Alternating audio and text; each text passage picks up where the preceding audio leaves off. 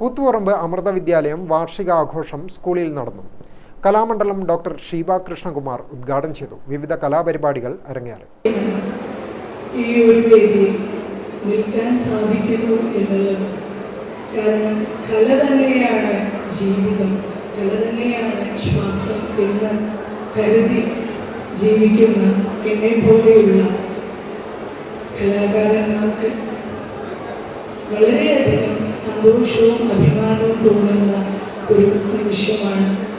ഇങ്ങനെയൊരു സ്കൂളിൽ ഈ ഒരു ആനുവൽ ഡേയിൽ നമുക്ക് പങ്കെടുക്കാൻ സാധിക്കുന്നു എന്നത്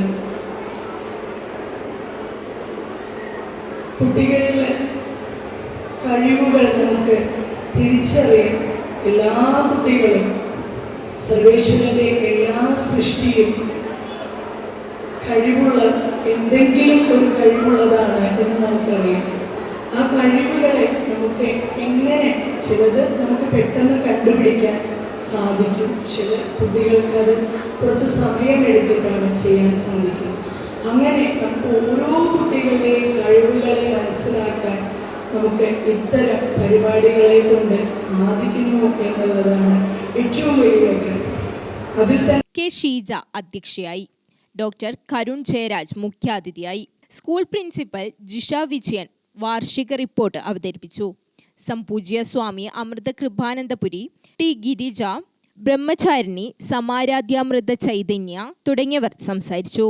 തുടർന്ന് കുട്ടികളുടെ വിവിധ കലാപരിപാടികളും അരങ്ങേറി.